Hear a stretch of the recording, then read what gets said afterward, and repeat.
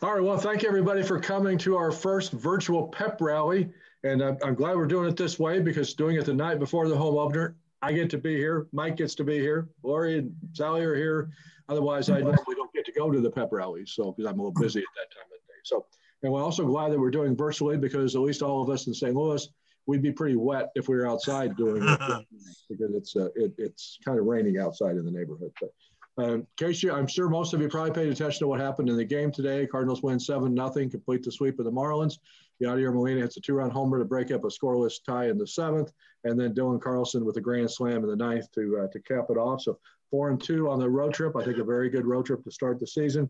And now they're be back home tomorrow to play the Brewers. Adam Wainwright on the mound. So everything all considered, I think we're off to a good start to the season. So got a lot to talk about. We'll take more questions toward the end of the thing too. If anybody's got any questions about anything as we get through this, just like Sally said, regional raise hand button, and we'll get to you. But we'll also have some wrapped up here at the end. But is there anything before we get started? We've got a couple of things to do. First off, we're going to give away a few prizes that for people coming here.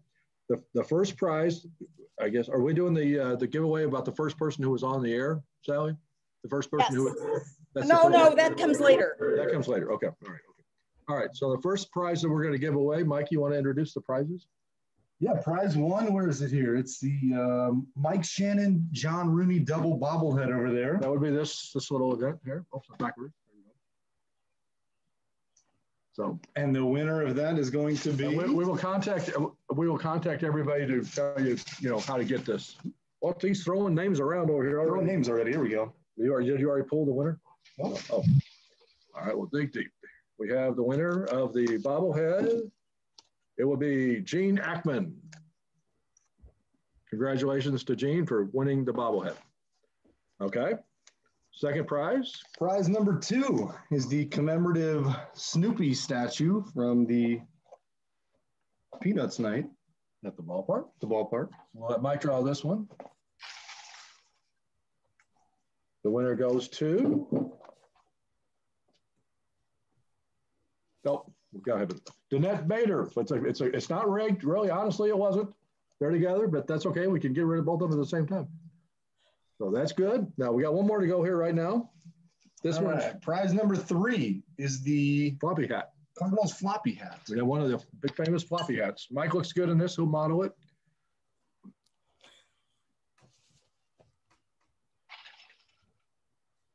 Okay, we could read that. The winner here is. We have more coming later on in the show. Dave Peel gets the floppy hat. Congratulations to Dave.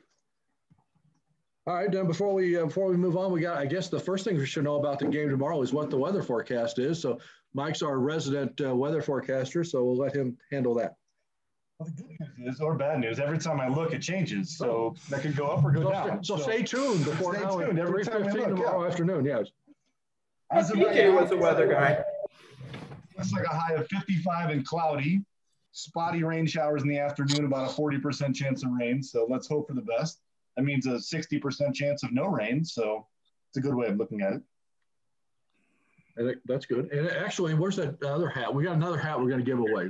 It's like a stocking cap here that's kind of you might even need it tomorrow. Oh, yeah. Point. There we go. All right, so we got another hat to give away. I don't know, our screen just changed. I don't know if it changed for everybody else or not. But we'll draw a name for that. Draw a name for the hat. The stocking cap will go to Tim. Tim's iPhone. Yay! Hey. All right, so now it's time to get started with some fun. So every pep rally has to have some music. So let's get this one started with a special song written by our special guest tonight, Gene Ackman. Can everybody see? Do you all see my screen with the baseballs back? No. Yeah, I see it, Sally. Okay. Might be one of the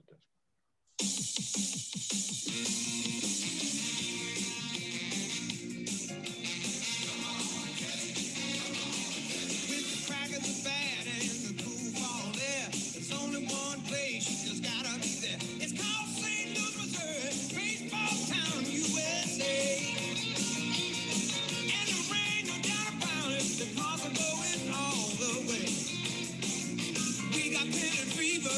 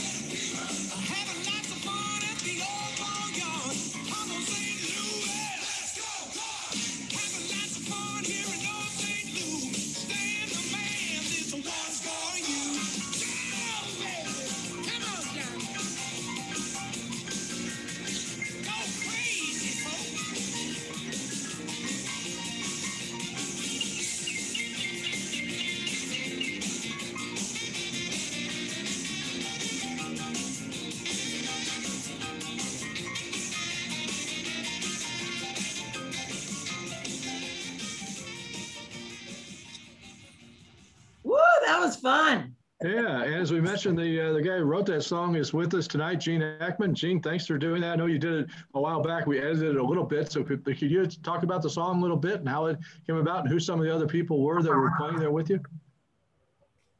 Yeah, actually, I originally wrote that back in 2000, and we recorded it with my band, Bushwhacks and Hollywoods, and we had Johnny Johnson, who is a rock and roll Hall of Famer piano player on it, and we had Danny Liston singing lead vocals, and also Charles Glenn, who most people know from singing the national anthem at the Blues game. Both of them sang on it, and so then I reworked it in 2013. That's we stuck the little thing in there, the Stan the Man deal. That was shortly right after Stan died. And then, but you know, we had to take some of the lyrics out of it right now for this presentation because it had a lot of the old players on there talking about who was some of them that was on there at that time. So at any rate, but I always really liked the song. It had a lot of energy to it. And, you know, we played it down at a lot of the rallies when we played down at the Cardinal home openers over the years. So at any rate, that's how that kind of came about. It was really good. Because you also did some of the Rams songs too. Did that. Did Gotta Go to Work, and did one for the Blues called Let's Go Blues. The Let's Go Blues thing, when they did that one, they had it on the Jumbotron when they would introduce the blues players. That was in 2000 as well. And when the players would skate out, they would be playing the song, you know, that I had written and stuff and recorded with my band. So it was pretty cool stuff. And then we played it all, like all the Rams rallies and their home games. And then, like I said, we did basically the Cardinals home opener every year for a number of years, including when they did the brand new stadium. So anyway, it was fun being part of all that. No, that was really good. It was really good. So that's always, and those, you know, kind of associate teams with different songs and stuff. So that's always fun to look back at those too. So yeah. Speaking of music, before we get to our next guest, we got one more video to play. And one of the things that everybody knows about the ballpark is fans back in the stands starting tomorrow. So when guys come up to bat, we're going to hear their walk-up songs again. So we got a little musical journey through some of the Cardinals walk-up songs, including some from the past as well as the current group. So we'll play that, and then we'll introduce our next special guest.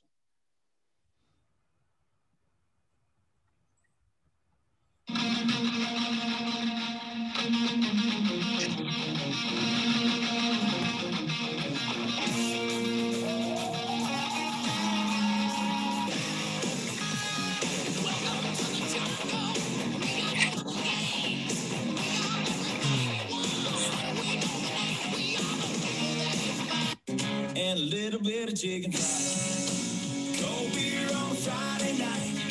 A pair of jeans that fit just right. And the radio. I'll be working my way back to you, babe, with a burning love inside. Yeah, I'm working my way back to you, babe, and a happiness. So without a sound of a pin sound makes you whistle in the wind. That'll get you heading down. The devil went down to Georgia, but he didn't stick around. This is God's country. Song of the South, sweet potato pie, and I shut my mouth. Gone with the wind. There ain't nobody looking back again. I was a dead man, walking until I was a man. Walking with you, I was a man. Falling until I found the light. And calling me to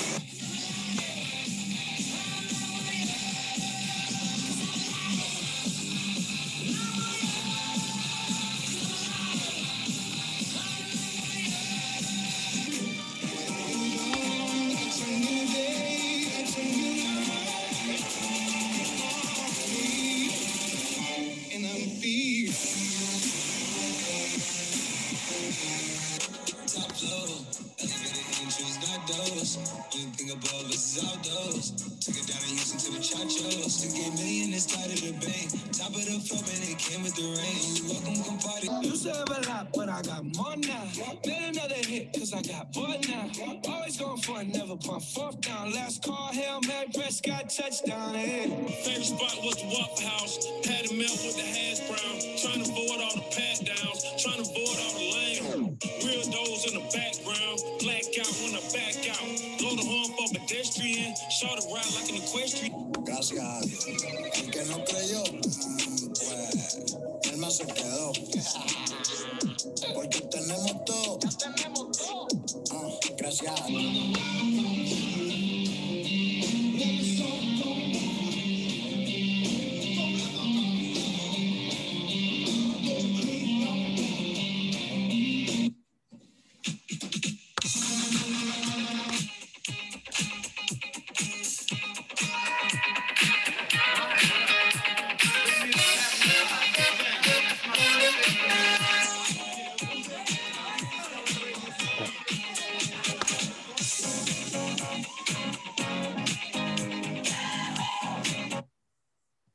All right. Thanks to Sally for putting that little video on montage together. And when those songs come out tomorrow, the guy who's going to follow that up by saying, Sorry about that. Just a minute. Hold on.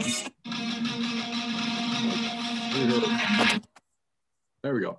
The guy that's our next special guest is going to be announcing who's coming up to bat tomorrow, as he's done for a number of years, decades, in fact, at the Cardinals. John Hewlett is with us. John, thanks for joining us. How you doing tonight? Unmute yourself. John, are you there? Yep, there you are. Yeah, There I he do that is. every time. Every time we do a Zoom at work, I do that. So That's okay. might Thanks as for well joining give us. yeah, might as well not do anything special. I think a phone's ringing here. Hold on. Oh, it says You're just a spam popular risk. guy. Oh, nobody's going to answer it. Sorry about that. That's okay. How excited are you to get everything going tomorrow at the ballpark? I'm really excited this year. I mean, it's I think it's going to be a good year. I mean, you know, we're excited also to have fans back in the stands, and we're trying to get things restarted down at the stadium the way they used to be. It's going to take a little time yet, but you know, with a little more patience, I think we're on our way. You know, I'm just excited. This is my 37th season coming up, and as the years go by, and you know, who knows how many more you're going to be able to do or contribute to, but everyone becomes more and more special because, you know, like I said, you never know how much longer it's going to last. And every year you got a chance to win, thank goodness, when you're working for the Cardinals, because they try hard every year, you know.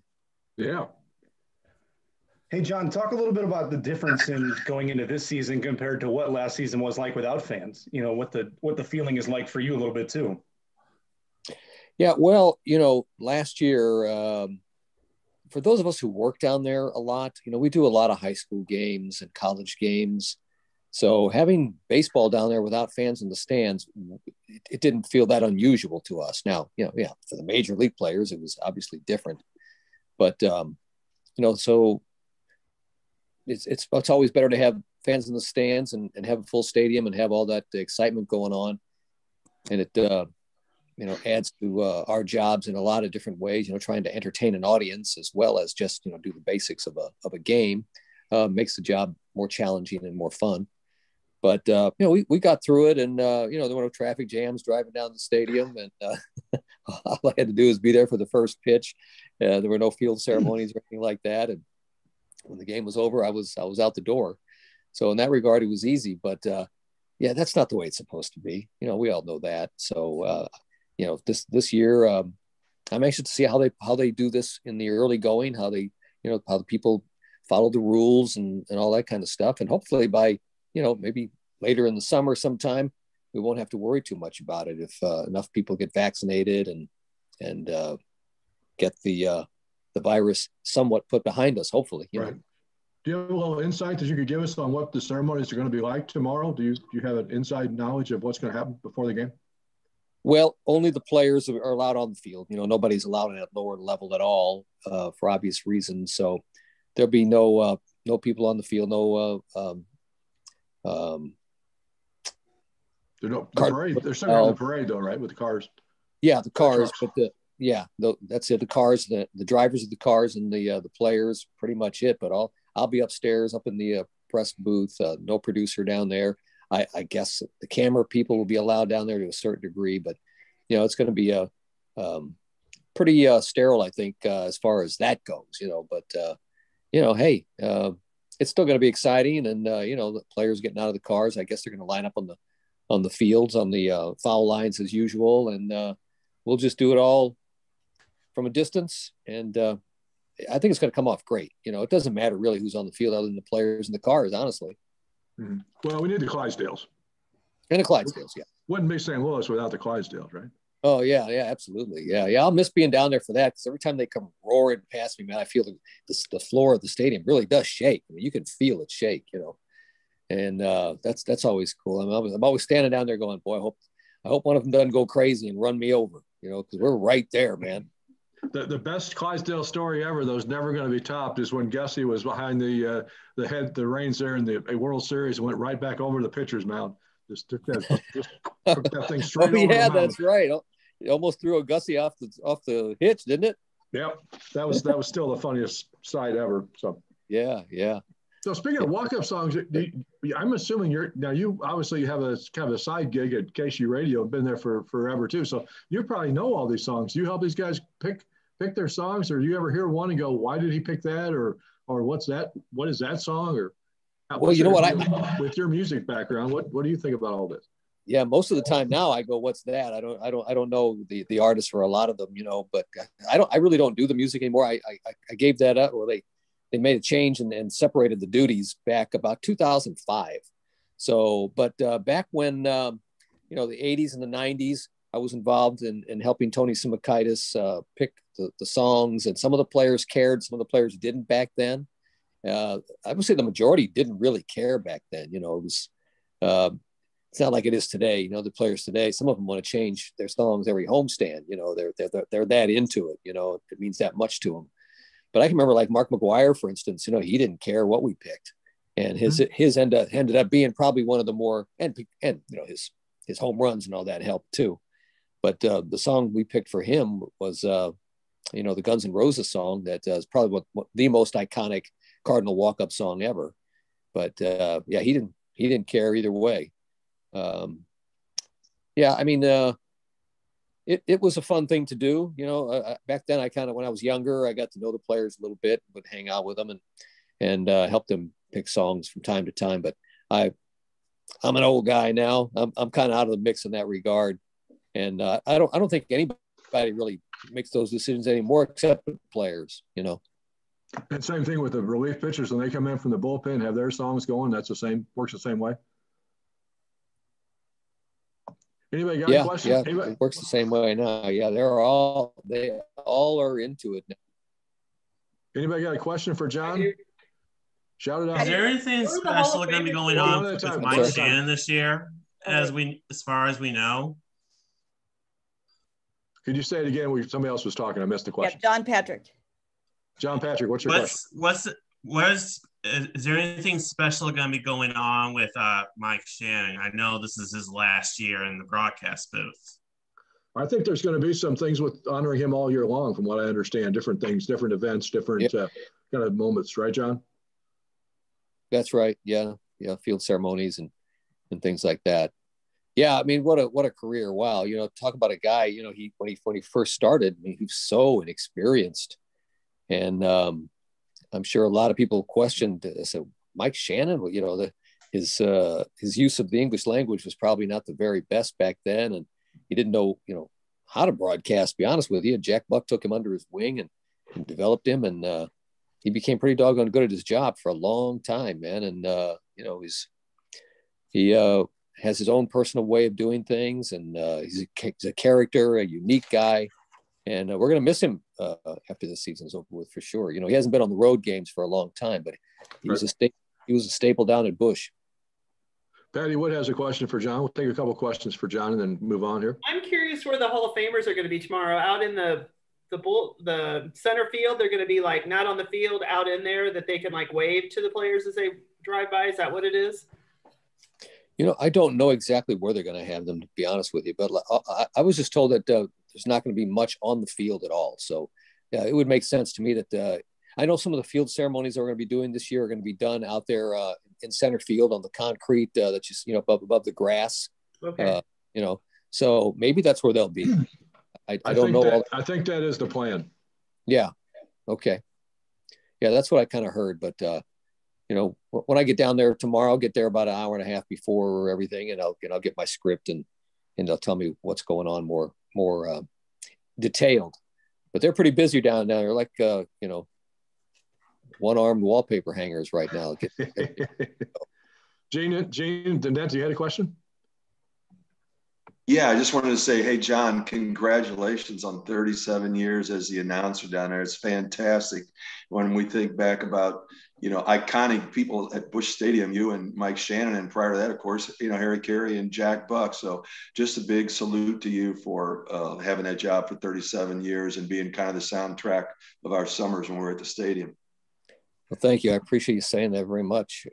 Touches my heart. Yeah, doing the field ceremonies has always been a special thing for me. It kind of just fell in my lap, to be honest with you. Jack Buck had done it for many years, and then Mike Shannon did it. And to be in the same position as those guys, I guess I've been doing it maybe 15 years now, something like that. I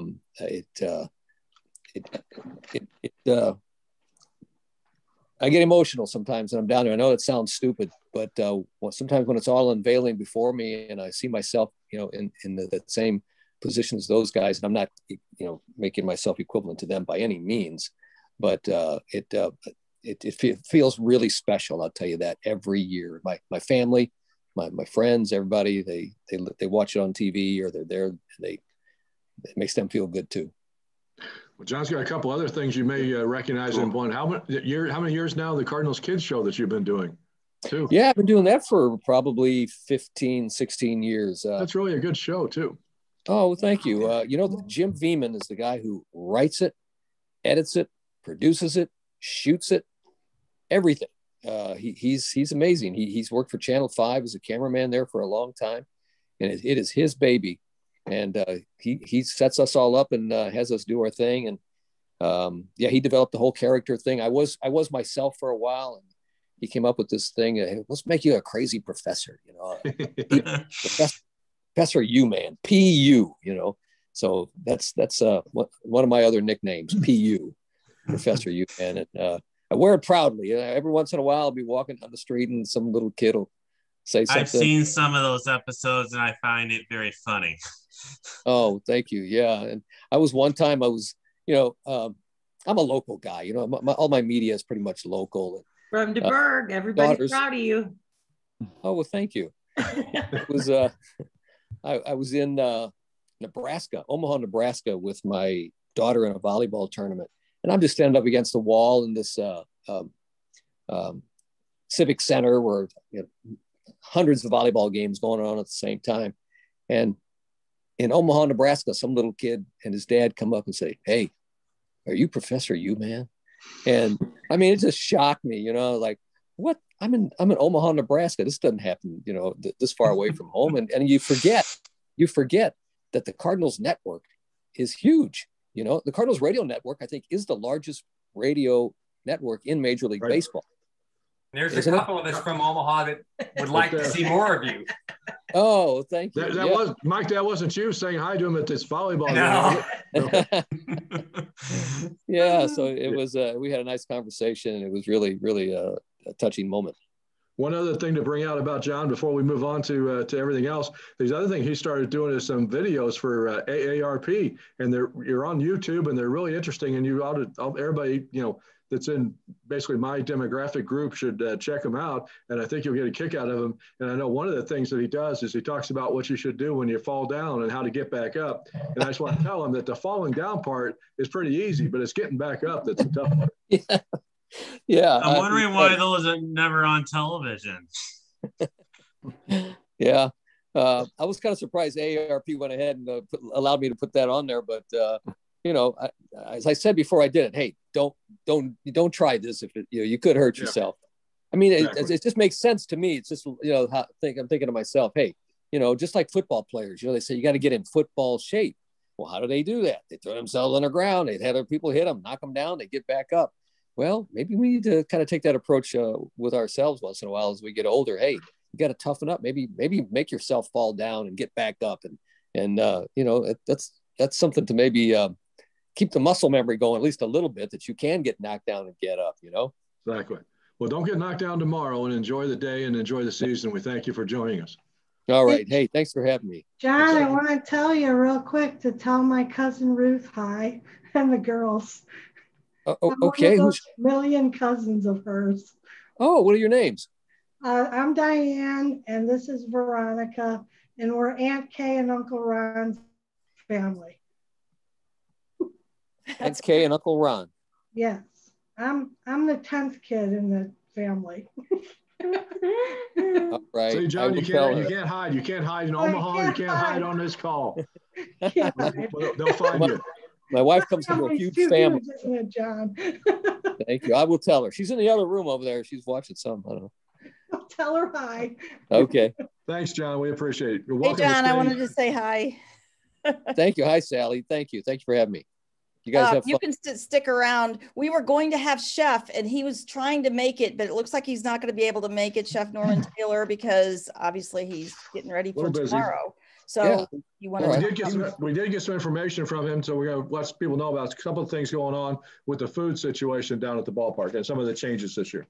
Yeah, he was nice enough to pass along some of his notes still. So for those that are going to the game, concession stands, everything still will be open. It's just going to be limited. Some of the action stands, some of the more high-end specialty stuff may not be open, but don't fear. That means your nachos are still there, hot dogs are still there, peanuts, all the standard baseball favorites that everybody wants are still going to be there.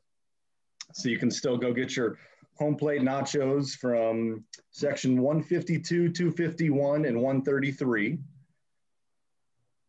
There will be no vendors going through the stands, unfortunately, so you'll have to get up and go to the kiosks, or you could use your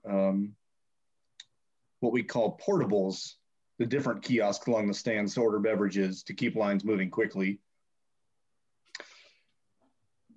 All credit and debit cards can be used throughout the stadium. It will be cashless unless you want to go to the market.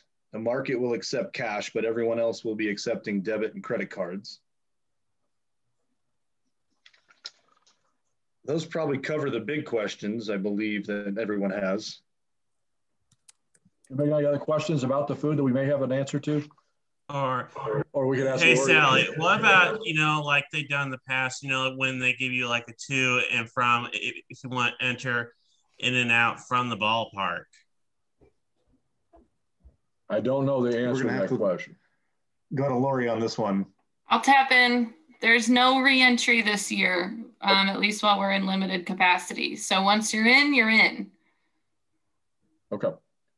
All right, so that's the information on the food. Now we got a few more prizes to give away. It's time for some more prize drawings. This one's a good one. It'll be a. We're going to jump into this one first. Oh, we're going to jump into this one. The Incredible Burt Wonderstone in theaters March 15th. Your little cooler bag, I think. We're actually giving out tickets to this movie. This is just the cooler bag that goes with it. We're giving away the cooler bag. You confused me. You sprung this on me. We're giving away the cooler bag. We're giving away a cooler bag. Giving away a cooler bag. And the pick is to Veronica. She wins the cooler bag. All right. And now we're going to give away, we're going to the gift card now? Yeah, now we can go to the gift card. Okay. We're going to give away a $25 gift card to the Cardinals that you can use down at the ballpark. Mike's got the winning ticket here. All the people who won prizes will get in touch with you probably on Friday to award me. This goes to Mike Kaiser. Congratulations, Mike. Thank you. All right, now we got this, the Stan Musial. Pack of Stan Musial, or a 4-pack of, sorry, there's number 6 threw me off, but a 4-pack of the Stan Musial lager. The first person who was on the Zoom call tonight, which goes to Barb Tippett. Yay! I'll get that prize. Thank you. While we're talking, okay, so that's it for the prizes for now. We've got a few more we'll come back to in a little bit. Okay. But we're going to call on Lori again on the spot to talk through a few items such as getting in and out of the ballpark and a few logistics that might help a few people coming in and out. Yeah. Take it away. What do we need to know that's different this year about getting to and getting in and out? Well, new this year is definitely the no bag policy. So make sure that you do not bring a bag. Anything that can fit in your pockets while you're walking through is going to be accepted. So I would say stick with that. Other new items tomorrow, gates will be opening at 1 o'clock, but while in limited capacity, gates are only going to open an hour prior to first pitch. So make sure that you plan accordingly for that as well. And then I guess I would say be conscious of on your ticket, it has a gate that they would recommend that you enter. That means that it'll put you as close to your seat as possible so that you're limiting interactions and touch points with other fans while trying to walk through the ballpark. So make sure that you're checking your ticket for that recommended gate, and then that'll give you a good idea of where to enter in. Perfect. And then after, I know there's other situations, they're still waiting on how some of these first games go and the capacity of the ballpark before they make decisions about May, right? Yes, exactly. Yeah, we're hoping to see kind of how everything goes with this first homestand, but hopeful that by mid-April we'll be able to have a capacity set for May. We're hopeful it'll go up, but it kind of depends. Cases have been on the rise again, so we may remain the same. For those that want to come in April, maybe not to opening day, but are there other tickets available still for games in April? Yep, there are still tickets available for some of the games in April. Obviously, the weekend games are they have a little less availability, but I know those midweek series we definitely still have seats available for. So if you're interested in coming, you can definitely check out cardinals.com, or our ticket sales hotline can help with those, and that's 314-345-9000. Very good. Barb, did you have a question? I do, and I feel silly asking this, but I went on to try and figure out how to send my tickets to my daughters who are going with me, and my phone looked different than the screen, so we don't have to talk about it. But my question is, can I go in with 2 other people with all my tickets on my phone? Can, okay. Yes. And Barb, if you need help, I'll call you. Okay. Thank you. Okay, well, Lori, we thanks have for a that. question about how to watch the game. Okay.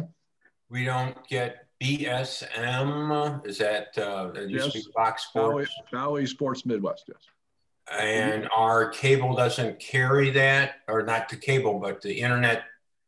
We have YouTube TV and used to carry Fox Sports, but now are we just, is there any other way to watch the game? MLB TV, that's a subscription service, a streaming thing, well, like YouTube actually.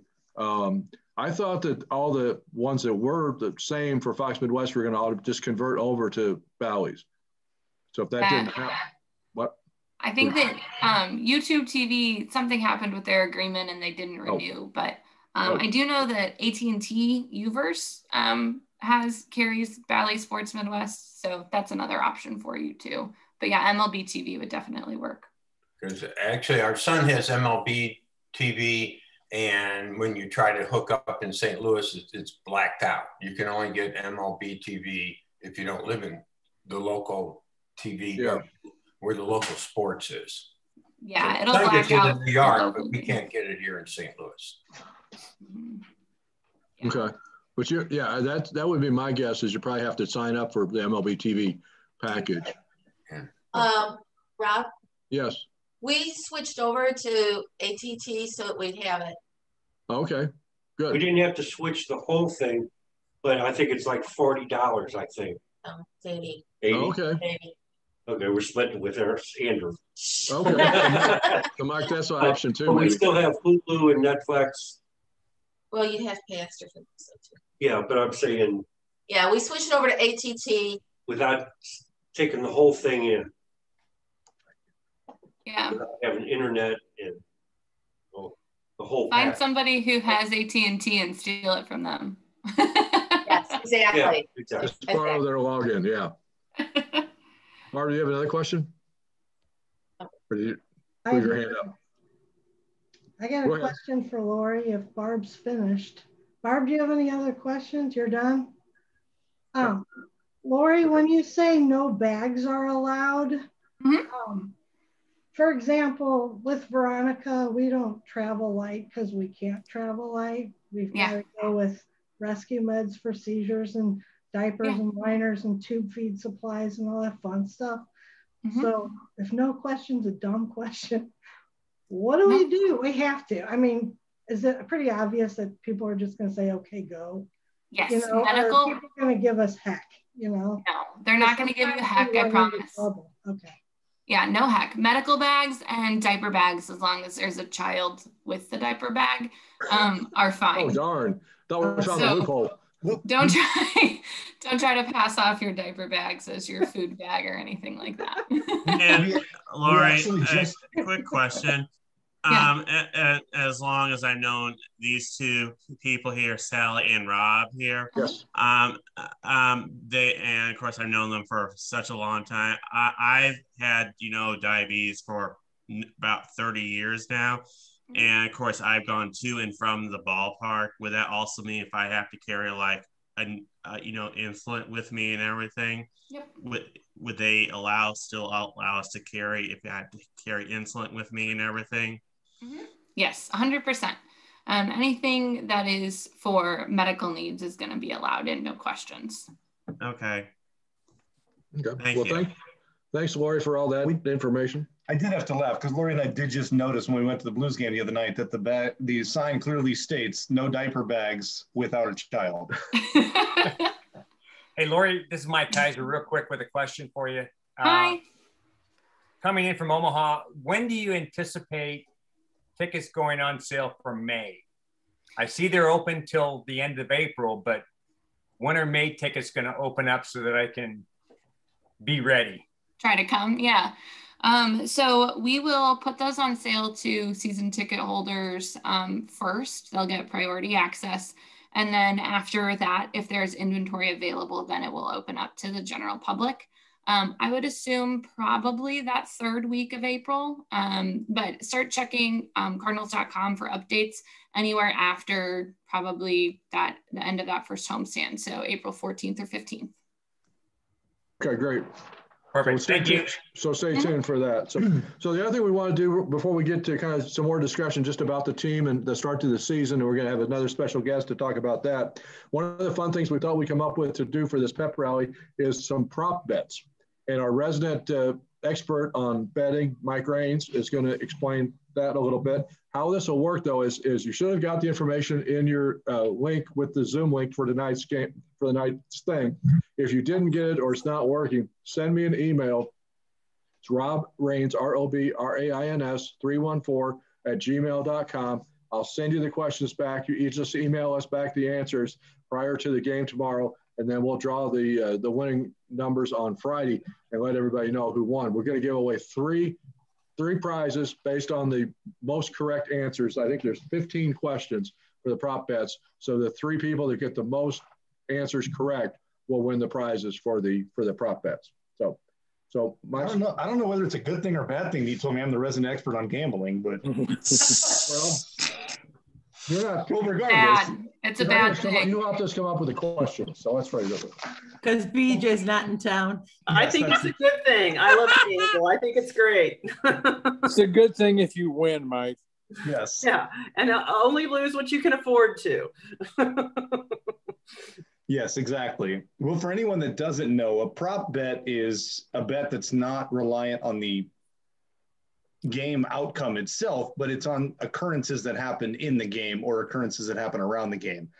So, for example, some of them will be who is going to sing the national anthem? What will be the attendance for the game? Will the Cardinals score 3 or more runs? So it's all things that will happen within the game, but not necessarily reliant on will the Cardinals win or lose. Couple are yes or no questions. And some of them, if you read our article on everything you need to know, it could help you. There might be one hint in there that would help you get one correct, yes. Well, some of them will be a little tricky though. Who will get the save in the game, or will there be a save? Who will get the first stolen base? If there will be a stolen. If there will be. So yeah, so if you didn't get that with the link and couldn't figure out how to send it to us, send me an email when we get done here tonight, and I will send you right back the list of the prop bets, then just get them in by the answers tomorrow. It shouldn't take you very long to fill it out. So, all right, so that'll be fun. So we're going to then we'll give away the top 3 prizes. So we're going to flip the discussion now to talk just about the team a little bit and help us get that conversation started. Our good friend Stan McNeil, who's with the Cardinals Magazine, one of the senior writers with Cardinal Magazine, has hopped on the call here. Stan, thanks for joining us. How you doing tonight? I'm good. Can you hear me and everything? Yes, you sound great. So, all right. No, so what's good. your Thanks for having me on? Good day to talk about the Cardinals, huh? Absolutely. What a fun day that was down in Miami. So they get to pull that one off. What do you think? First road trip, 4-2, a couple of bad, disappointing games in Cincinnati, but all in all, you're happy with the start to the season? It's early, I mean, the fact that they are coming home after winning 3 in a row makes it feel a lot better than if, say, they had started 3-0 and then had that Red Series and they were coming home after the Red Series. But no, they, everything looks to be moving along as we thought it would for the most part. What do you think tomorrow's going to be like down there at the ballpark? I think it's going to be fun for sure. I'm looking forward to it. I think there'll be a buzz in the air. I'm just not sure with, what will there be, a third fewer people, 14,000 instead of say 45,000 people there. I'm not sure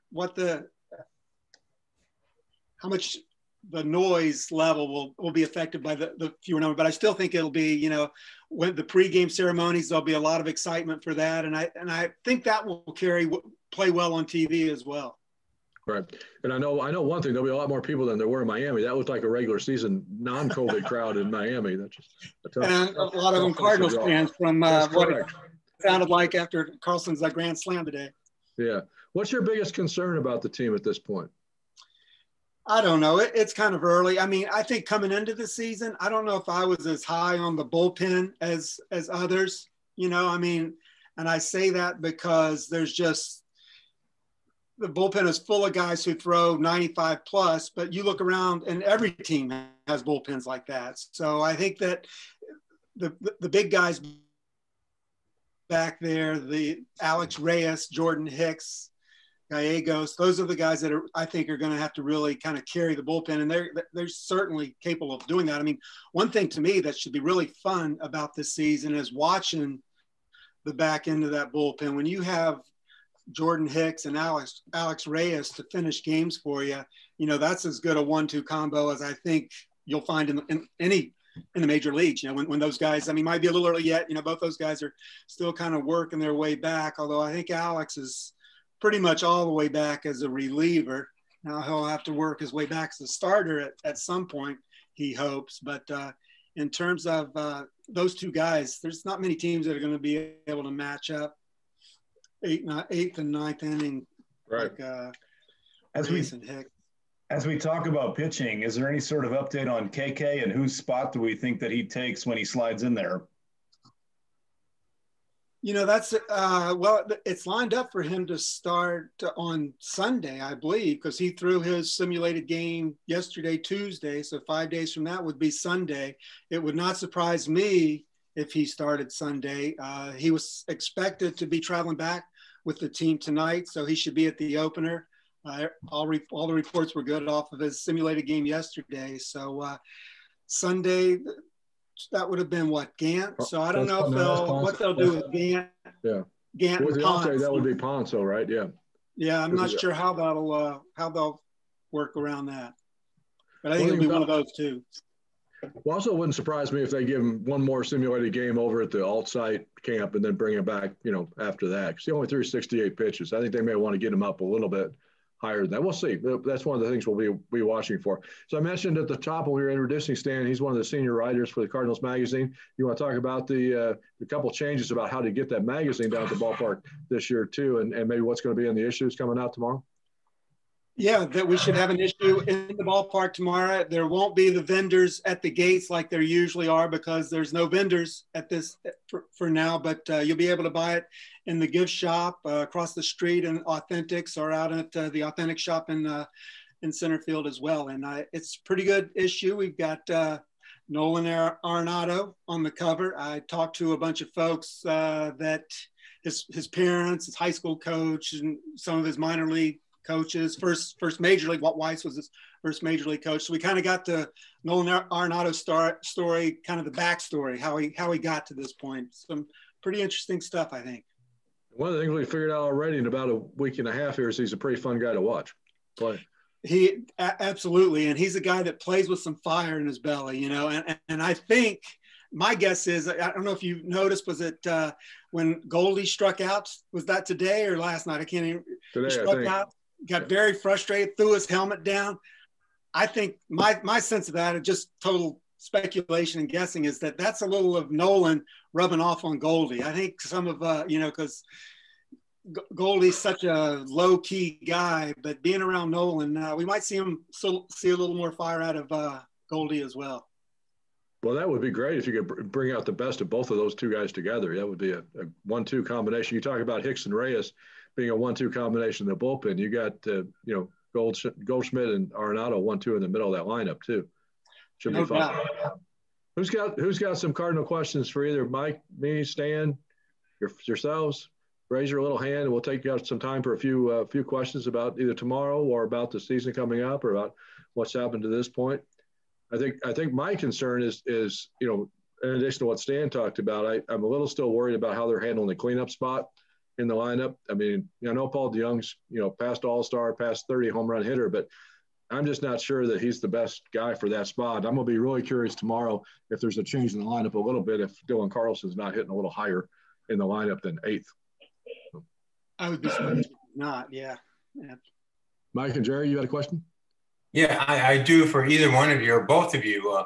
How do you look at the hitting so far this year and the reflection of our hitting coach on how well we've been hitting, and what do you think about the rest of the season, hitting offense-wise? Yeah, well, I think that's one of the hot button topics, right, Stan, about the team needs to perform better offensively overall or Jeff Albert might be in trouble.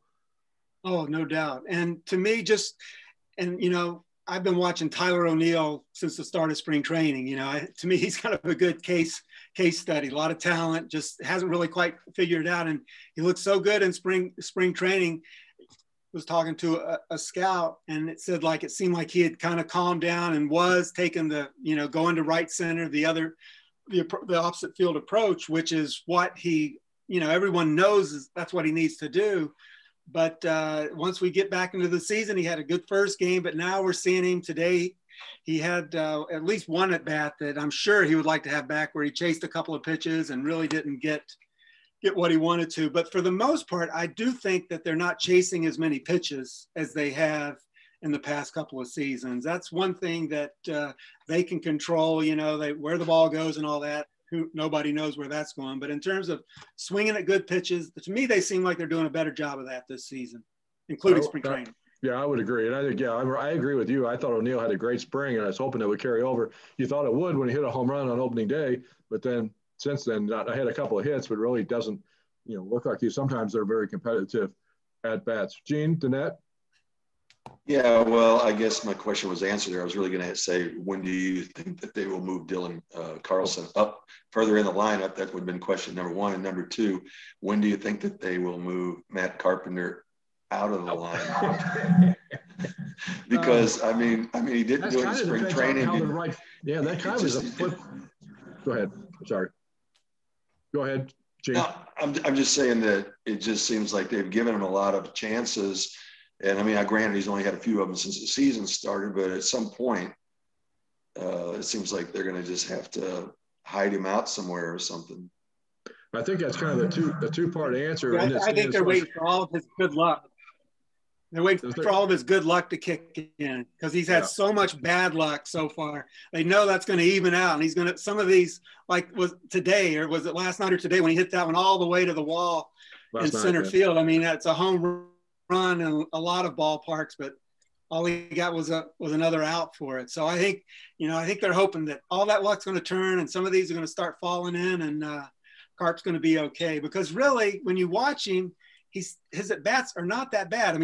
There's sometimes when he doesn't look too competitive against fastballs, but again, he's not chasing a lot of pitches. He's hit into some bad luck. He worked a key walk today, so that might be enough to keep him in the lineup for tomorrow.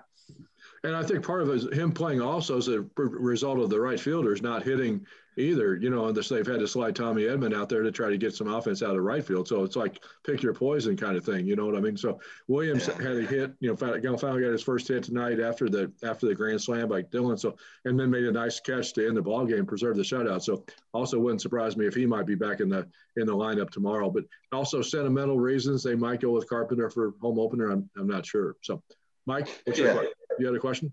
All right, thanks. All right, thanks, Gene. Mike? Yeah. heard anything on Nogowski getting hit in the hand that looked nasty today? Is he going to be okay? Because he seems to be really good on the bench. On the post-game Zoom, Mike Schill was asked that question, and he said looks like he lost a little skin off the hand, but the tested checked out fine. He had strength in it, still had all flexibility and movement and all the joints and everything. So unless something were to happen where something changed overnight, I think it looks like he's going to be fine.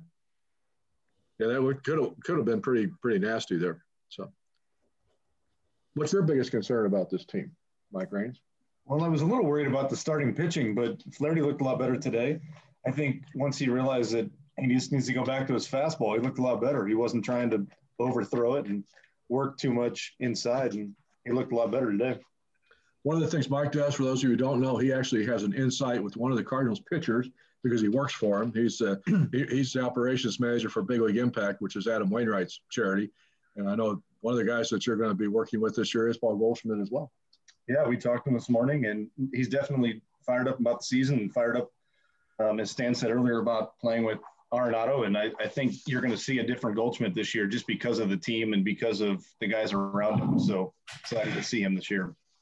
I know, John, you are still with us as well. John, what's your impact on the team? What do you think is the biggest question mark that they're worried about with this club? Well, you guys talked about Matt Carpenter. I mean, boy, it sure would be nice to have that guy back to what he was able to do a couple of years ago. He looks to me like, I mean, first of all, they're putting the shift on him, like, as we all know, and then they're pitching him inside, and he's like he's in jail. It's like anything he's got to swing at is inside. So what are you going to do with the pitch inside? You're going to pull it right into the shift. If I were him, I'd just back off the plate and try to slap it the other way, and maybe that'll stop them from doing what they're doing to him defensively. I don't know. He just seems trapped to me,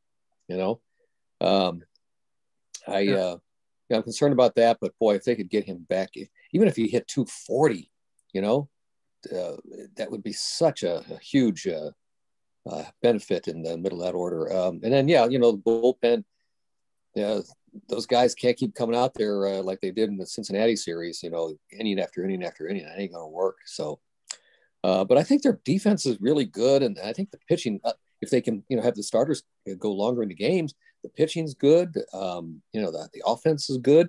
I think they're a good team. I really do. And, things change as time goes on, as the season goes on, the ebbs and flows, new players come in. Players, they make personnel changes along the way, and you never know what's going to be a spark along the way. So I'm optimistic. I really think they're going to be a good team, to be honest with you. I think one of the frustrating things from a fan standpoint about Matt Carpenter is you see everybody on the right side of the infield, and you go, look at all that space over there. All you got to do is put the ball in play, and it's a base hit. Yeah. If it was that easy, he'd do it. It was. So but they're pitching him inside. They keep pitching him inside, so he can't really do that. So that's why I would say move off the plate. What's coming inside, or even on the inside half of the plate, maybe he can slap that the other way. But right now they've got him figured out. Right. Mike, you have another question? I don't think it's a case of Carton not wanting to go to left field, because we've talked to him about that a lot of times, and he's saying, hey, if they're going to give me that, I'm going to take it. but yet he gets in the game and he either doesn't take it or he can't take it. I don't know. But yeah, you would sure like to see him I think Edmonds has said, just bunt it down there, But again, I think Rob's got a good point. It's not, it might look easy, but to bunt those 95-mile-an-hour fastballs coming at your wrist or coming at your hand. It's something you've never done. I mean, that's never been a part of his game, Yeah. But don't you think if they want to pitch him inside like they keep doing, if he backs off the plate just a little bit, now that inside pitch on the inner half of the plate is not so much inside anymore, and maybe that is a pitch he could then end up swinging. Yeah. I mean, I know he's not stupid. He's probably thought of it. I don't know, but it just looks that way to me. He could make some other adjustments. It's frustrating though. Yeah. Yeah, it is. Mike, did you have another question? Yeah, I was wondering, we've got Lane Thomas, who started off really hot in the spring, cooled off. We've got Tyler O'Neill, who started off hot. He's cooled off. How much leverage do you give those guys before you try and start mixing and matching with Tyler and Lane and the other outfielders? Nagowski. Yeah, Nagowski. That's the question right there. I think that will determine the success of the season. And a lot of it, if these guys don't hit, how do you kind of substitute and get guys in there who will, while you still kind of keep the guys you're taking out involved in it? It's a challenge, So it's easy if one or two of them get hot and stays hot, but if none of them are hot, then Schilte's going to have a challenge there figuring out how to set his lineup. Yeah. And don't forget, you're probably a couple of weeks away from getting Harrison Bader back too. So you also have him included in that mix of who gets to play and where he, and obviously if he plays, he's going to play center, which will push Dylan back to right. So that's another thing that could happen here before the end of the Thomas is at the alternate site camp, so I suspect his promotion would be tied to two things. It'll be tied to somebody else not doing well, whether it's Williams or Dean, somebody like that, and how well they think he's playing at the alternate site camp at the same time. So, a couple things to watch for. We'll see him at some point, don't you think? Yes. We'll see him at some point this season, I would say. I would think. They've kind of used the I-55 shuttle for pitchers. I wouldn't be surprised for seeing that for outfielders this year. Yeah. Hey, Rob, who's coaching the alternate site? Is Jose Oquendo there? It's the AAA staff. It's basically the AAA roster that's there because they're not playing the first month. Probably a few guys will actually end up starting in Springfield, but they're just here instead of going to spending that month in Florida. A lot of the guys were already at the big league spring training camp. So it's Ben Johnson, who's going to be the manager at Memphis again this year. He's running the camp as well as then the pitching coach and the hitting coach for the Memphis club. And I suspect probably some of the other coordinators may drop in, but they're probably more busy with getting the lower level guys ready down in Florida because the minor league spring training got, I think, opened today in Florida for the pitchers and catchers, and then the position players will be in next week. Rob, is that the same place like for the Memphis Redbirds then? Because no, the alternate site camp is over. It's closer here. It's in Sauget, Illinois, at the Gateway Grizzlies GCS Credit Union Ballpark, because they don't start their independent league season until the end of May. So the Cardinals couldn't use Springfield this year for the alternate site because the Missouri State is using that field already, and it was just closer to have it over here in across the river in Illinois. So it's going to run about a month, and then the minor league seasons, as of now, will all be scheduled to open right in that first week of May. Is that the Clydesdales? Is that the Clydesdales I hear in the background? Yeah. Yeah.